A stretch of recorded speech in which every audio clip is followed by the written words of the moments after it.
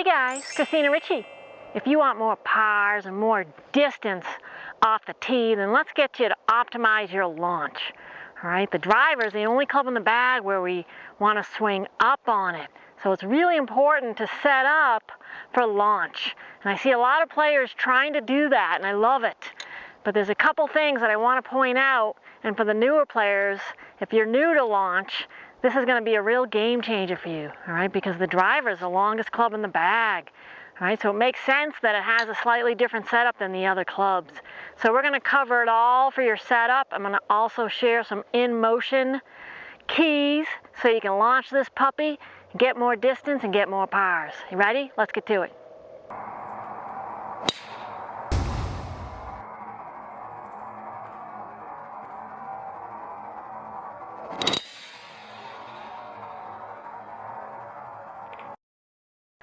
All right, so let's talk about tee height first. All right, you want half the ball above the top half of the driver.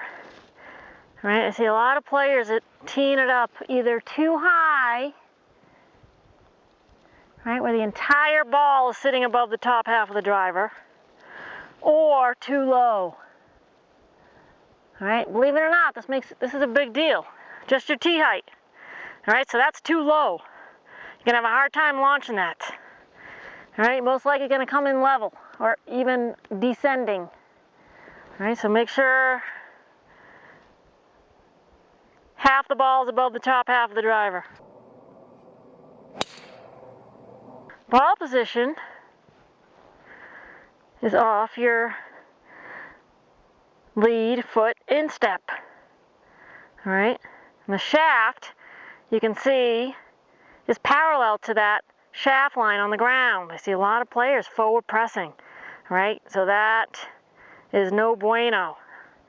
So keep it in line so you can launch it. This is where you need it. Not here, not here, in line. All right, and watch for the club face too. I'm seeing a lot of this, shut club faces.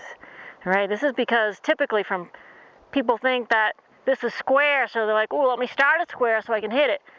This is square.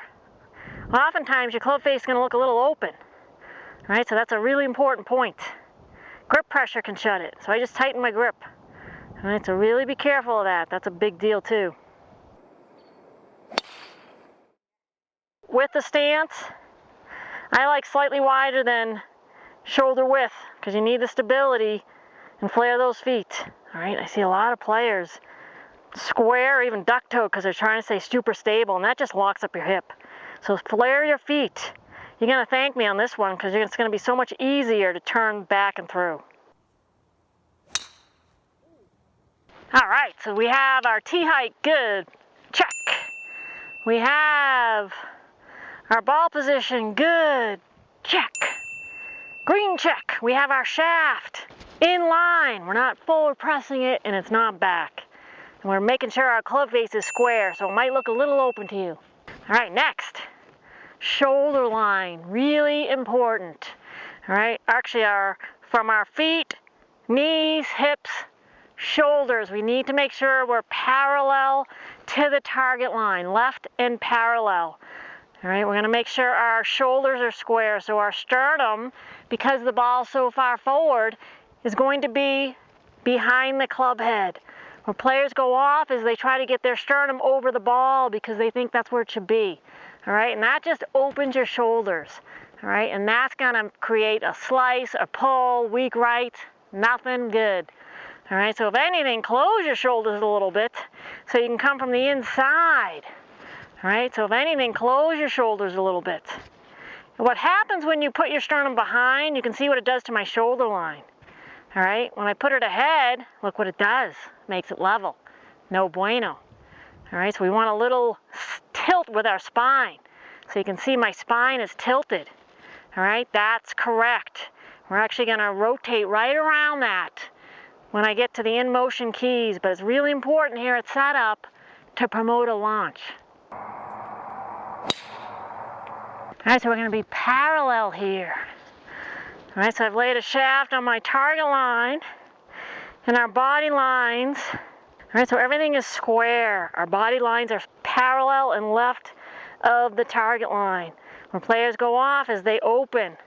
All right, so now their body lines are open to that target line. So our shoulders get open. That's why it's important to have our shoulder behind so we can square up and be parallel to that target line. All right, so I've set up railroad tracks here, and this is a great way to practice. So you can make sure it's parallel before you walk into it. Because our brain messes with us big time.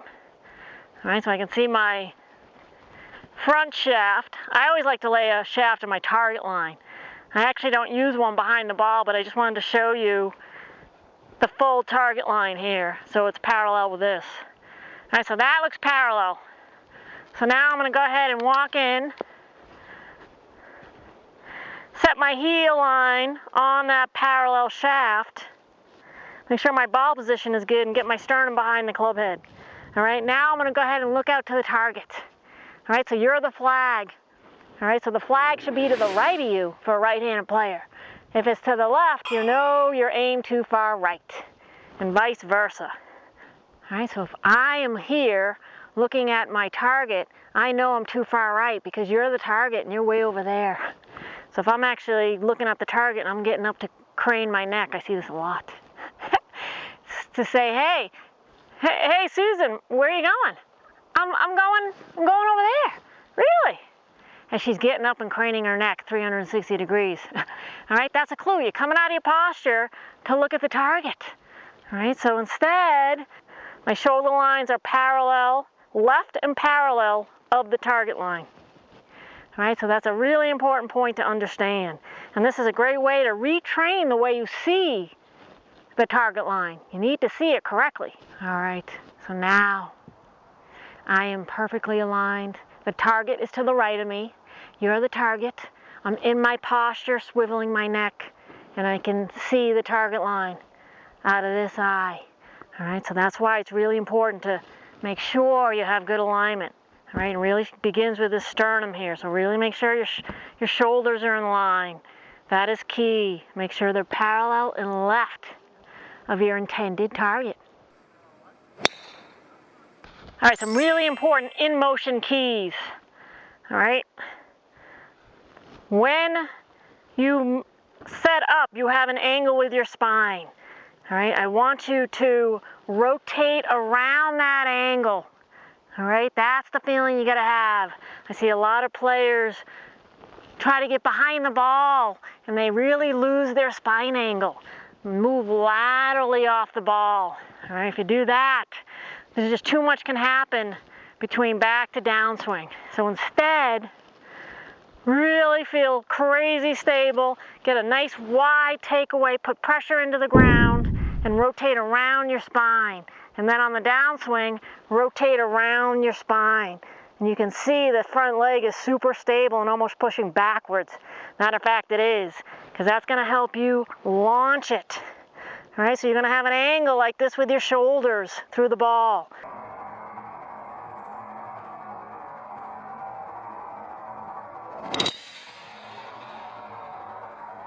Where players go off, right, they get ahead like this and you're dead. All right, so make sure that you rotate around your spine so you can have a nice impact, and then you'll be able to follow through as well. All right, if you get ahead, you're not going to be able to release and you're going to have the chicken.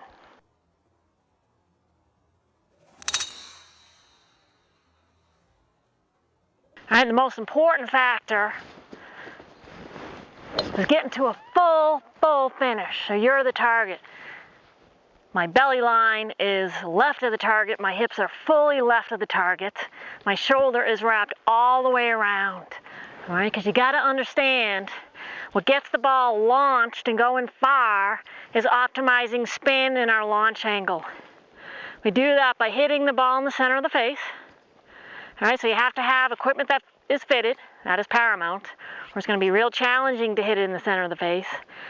And you have to keep your club head speed up.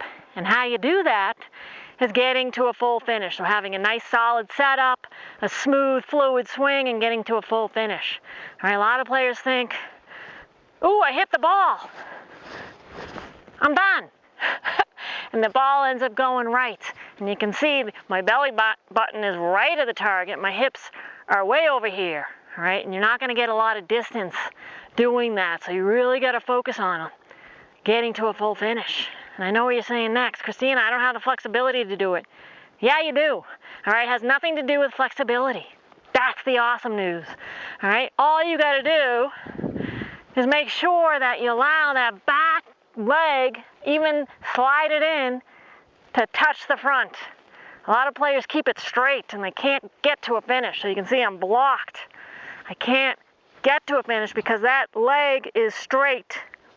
It's straight and I have a lot of weight back here. So instead, you're the target. Go ahead, this is solid. Turn this back hip into a solid front one. That's the key. So this is a really important point for club head speed in all your clubs. All right, you want to turn into a solid, stable front leg. So this is a fence post. All right, on the backswing, our back leg is a fence post. We're rotating around it. And as we move our pressure to the front side, our lead leg is now the fence post, and we're going to rotate around that. All right, when players go off is they're not stable, so they have no leverage with the ground. The fence post creates stability with the ground, and that allows you to create the speed. All right, and that allows you, if I cut myself in half, turn this hip into this one. All right, so you're going, I'm going to put this down. You're going to take this hand here and put it on your trail hip and turn it in, like with speed. All right, I do this with my students. Turn it into a stable front one. That's the speed that you got to feel. When I do that to students, they're like, wow, I got to go that fast? Yes, you do. You got to go full Monty. So get there fast. All right, you need speed. You're going to be in rush hour. Save the Sunday drive for the country roads. All right, so you really got to move your pressure and then turn that back hip into the front one. All right, that is a real secret to distance, and anyone can do it at any age. All right, really important point about the grip. The ball marker, make sure it's cranked over so you see two knuckles, and this line is to the right of the shaft for a right-handed player, right? Pointing to your back shoulder. All right, I see a lot of players with mismatched grips. This hand is usually underneath, all right, and this one's over here, all right? So be careful. This is really good grip for a lot of players to square the face. All right, a lot of players have a hard time squaring the face, so this is a little bit stronger grip, and the lines match, all right? They're going in the same direction versus this, which is not, all right? So that's a really important point there. So if you have any questions about this launch series, leave a comment and I'll be sure to answer in future tips.